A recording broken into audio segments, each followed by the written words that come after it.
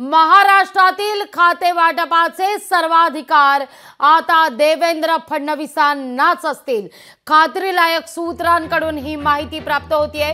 पंतप्रधान नरेंद्र मोदी आणि केंद्रीय गृहमंत्री अमित शहा यांच्याकडून फडणवीसांना सर्वाधिकार बहाल करण्यात आल्याचं कळतंय।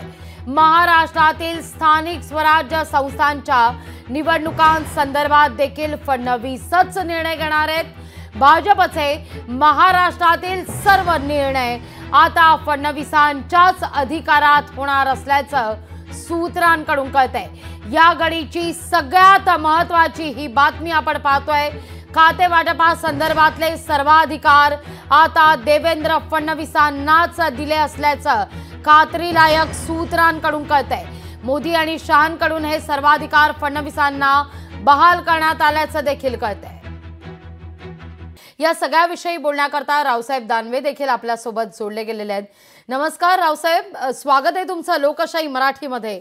काय पहिली प्रतिक्रिया या मुद्द्यावर? सर्वाधिकार फडणवीसांकडे असणार आहेत आता खाते वाटपाचे, विशेषतः ज्यावरून अनेक मुद्द्यावर खरं तर खाते वाटपावरून आपण पाहतोय की चर्चा रखडलेली होती, बैठकांवर बैठका होत आहेत, पण आता मात्र सर्वाधिकार सागरवर। असं आहे की एकतर आम्ही घटक पक्ष आणि आमचे नेते एकत्र बसून मंत्रिमंडळामध्ये आपली कोणत्या पक्षाची किती संख्या असेल हे ठरवल्या जाईल।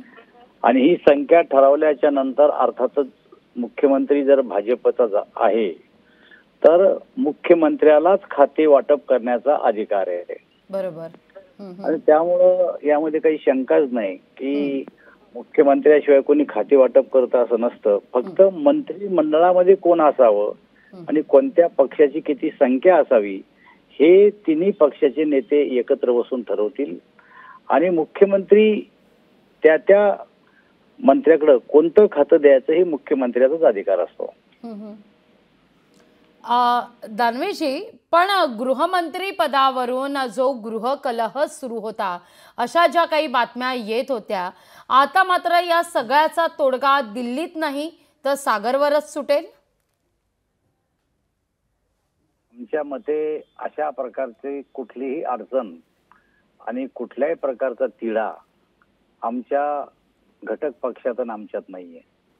वर्तमानपत्रामध्ये आणि चॅनलमध्ये आम्ही ऐकतो, पण आमच्या नेतृत्वामध्ये एकमत आहे, आमच्या तिन्ही पक्षामध्ये एकमत आहे आणि कुठल्याही पदाबद्दल आणि कुठल्याही मंत्री मंडळातील सहकार्याबद्दल आमच्या पार्टीमध्ये कुठल्याही प्रकारचा वाद नाहीये। त्यामुळं सहजरित्या 5 तारखेला मुख्यमंत्री आणि उपमुख्यमंत्री शपथ घेतील आणि त्यानंतर मुख्यमंत्री प्रत्येकाचे खाते वाटप करतील। रावसाहेब, तुम्ही म्हणताय की आमच्यात कुठल्याही प्रकारे वाद नाहीये, पण पहा गेल्या 2 दिवसांपासून खरं तर आपण बघितलं तर गुलाबराव पाटील असू देत किंवा मग अगदी संजय शिरसाट सुद्धा त्यांचं असं म्हणणं आहे की जसं मागच्या सरकारच्या काळात उपमुख्यमंत्र्यांकडे गृह खातं होतं तोच नियम याही कार्यकाळात लागू व्हावा, त्यामुळे शिंदेंना गृहमंत्रीपद मिळावं अशी त्यांची मागणी आहे। तिथं भुजबळ म्हणतात आमचा स्ट्राईक रेट जास्त आहे, त्यामुळे जितकी शिंदेंच्या आमदारांना खाती मिळतील तितकीच आम्हालाही मिळावी। ही विधानं जी आहेत ही मीडियामधूनच समोर येताना दिसतात। मग कुठे या सगळ्यात ताळमेळ, कुठे समन्वय? प्रत्येक पक्षाच्या कार्यकर्त्याची आपल्या नेत्यांना कोणतं पद मिळावं अशा प्रकारची अपेक्षा असणं काही गैर नाहीये। कारण शेवटी त्या पक्षाशी त्यांचे जे संबंध आहेत, आपल्या नेत्यांचे जे काही आपल्याशी संबंध आहेत, असं ज्या कार्यकर्त्याला वाटतं तो कार्यकर्ता अशा प्रकारची मागणी करू शकतो आणि ती रास्त आहे। पण जे काही नेतृत्व आहे, ज्यांना काही हे अधिकार आहेत, मंत्री कोण व्हावं याचा अधिकार आणि कोणत्या मंत्र्याकडे कोणतं खातं द्यावं याचा अधिकार हे ठरलेलं आहे।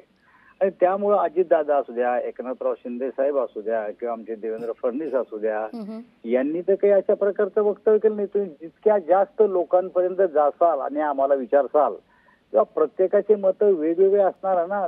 असं तर काही एका कागदावर आम्हाला कोणाला लिहून दिलं की सगळ्यांनी असंच बोलायचंय म्हणून।